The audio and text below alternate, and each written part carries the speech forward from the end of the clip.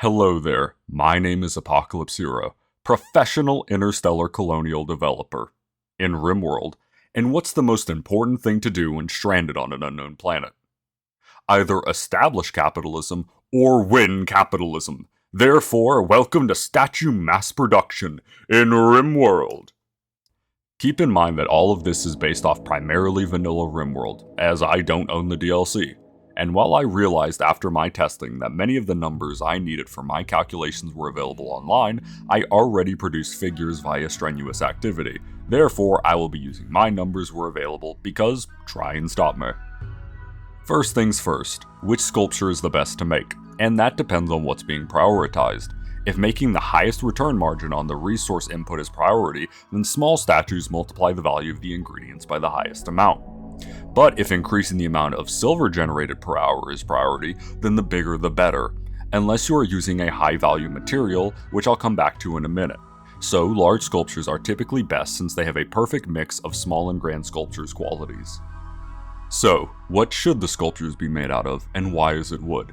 In terms of direct sculpture value, wood is the lowest, followed by stone, then precious materials. But stone must also be cut before being used to make sculptures, which also takes a while. And precious materials are very difficult to amass to keep an artist busy for extended periods. Also, precious materials with their high value may both exceed the amount of stuff you want from a trader, and there is a cap on how much quality can increase the value of a sculpture, and most precious materials meet it very quickly, losing a lot of potential value. So wood being easily amassed in most biomes and having the highest creation speed is top dog for sculpture mass production. Now that we know the task, let's perfect the working environment.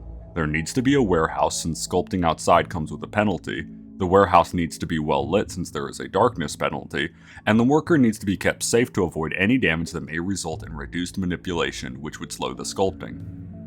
The value of a sculpture is determined by its quality, with awful cutting the value in half, poor losing 25% value, normal being the base value, good increasing the value by 25%, excellent increasing it by 50%, masterwork increasing it by 150%, and finally legendary, which can only be created with an inspiration increasing the value by 400%, quality being entirely controlled by the sculptor's art skill at time of completion.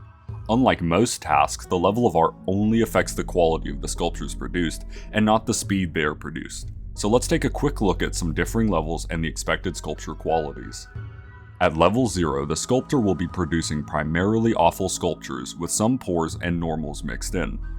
At level 5, there is a fairly even split between poor, good, and normal, with fringe awfuls and excellence mixed in. At level 10, the majority of works are either normal or good, with fringe poors or excellence. At level 15, most works are good with some normals and excellence and fringe masterworks. And finally at level 20, most works are excellent with some goods and sprinkled normals and masterworks. The average value multiplier is 62% at level 0, which is low enough to result in either just barely breaking even on each sculpture or actually losing a little silver on each. The average multiplier is 98% at level 5, 115% at level 10, 133% at level 15, and finally 144% at level 20. Now all that's left is to maximize silver per hour. Keep in mind that all silver values displayed do not reflect the nightmare that is trading, which drastically reduces the figures shown depending on a variety of factors. All numbers will assume a crafting skill of 10, which should be a good base to extrapolate any numbers if so desired. A sculptor creating large wooden sculptures will earn 26.72 silver per hour, but if you factor in the cost of resources, they only earn 12.43 silver per hour at base speed. This can be increased with tool cabinets, each giving a creation speed of 6% up to 2 times. This increases the total to 13.29 silver per hour. But if we're going to be using a slave, colonist for labor, it's best to nominate someone who has a work speed trait such as industrious, which increases the silver per hour to 18.8. But, and this is where it gets fun, we can get even better if we drug the dude. Wake up increases work speed by 50% for 12 hours and only costs 35 silver.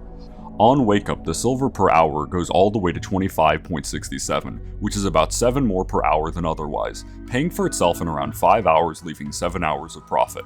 And finally, if one is lucky enough to get a Work Frenzy, which multiplies work speed by 1.8, then the tool generates 46.37 silver per hour.